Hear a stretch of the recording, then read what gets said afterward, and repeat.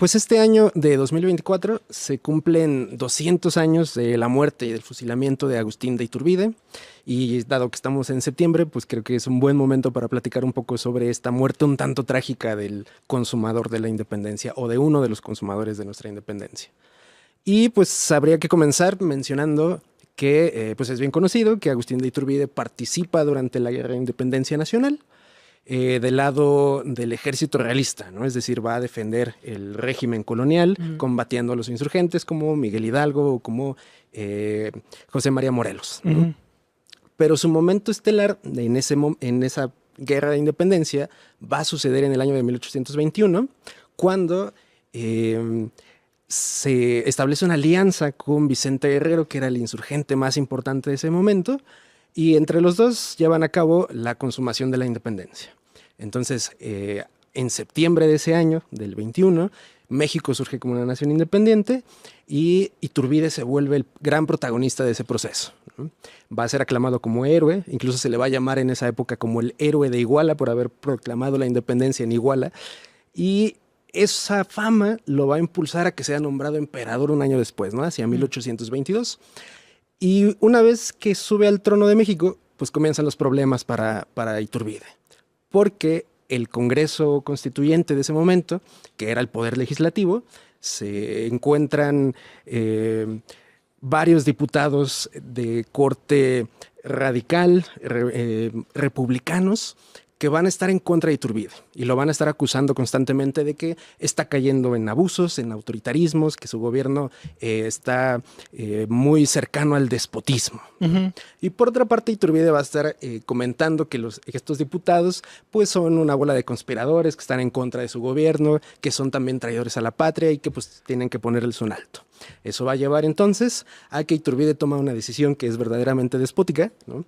Apresando a esos diputados y disolviendo el Congreso. Ahora. Y entonces ahí empiezan más problemas para este emperador, porque eso va a provocar que diversos militares, como por ejemplo un Vicente Guerrero o un Nicolás Bravo, antiguos insurgentes, se rebelan en contra de Iturbide por esa decisión. Por otro lado, otros militares como Antonio López de Santana o como Guadalupe Victoria desde Veracruz se rebelan también contra el emperador, y esa presión militar pues provoca que Iturbide decida abdicar a la corona hacia mediados de 1823, ¿no? Y entonces negocia con el Congreso, que se vuelve a restablecer, y el Congreso acepta otorgarle una pensión de más o menos 25,000 pesos, y a cambio Iturbide decide exiliarse del país, ¿no? Entonces, con su familia y con algunos amigos muy cercanos, decide salir rumbo a Europa y se establece en un pueblito italiano que se llama Liorna. Y estando en la ciudad de Liorna, va a intentar establecerse de manera tranquila con su familia, pero no va a poder hacerlo porque va a estar sufriendo la persecución y el espionaje de diversos gobiernos europeos, como el gobierno español, que lo está buscando por haber independizado la Nueva España, y como el gobierno mexicano, que también lo tiene muy en la mira para evitar que vaya a regresar para restablecer su gobierno monárquico, ¿no? Bien. Todo eso le impide a Iturbide entonces tener una vida tranquila en Italia y toma la decisión de mejor salir de ese país, aunque eso rompe el pacto con el gobierno mexicano.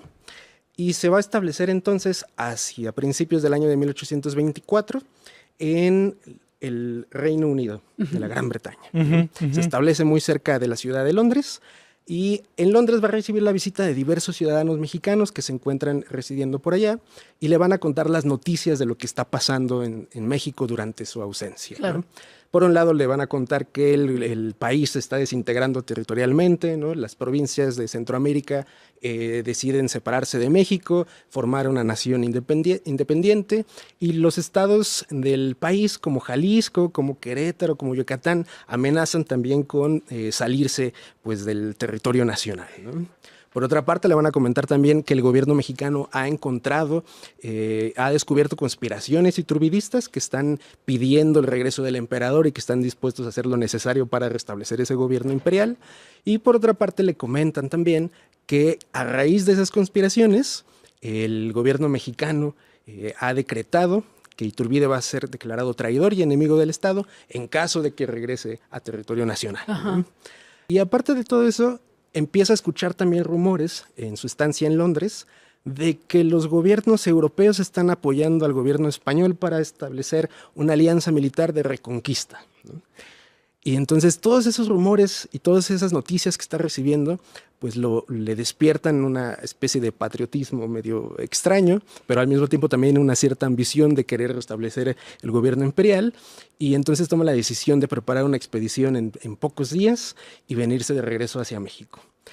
Y una vez que llega a México, en el mes de julio de 1824, tiene la idea de que va a ser recibido con mucho apoyo popular por estas conspiraciones que le habían comentado, pero sucede todo lo contrario, ¿no?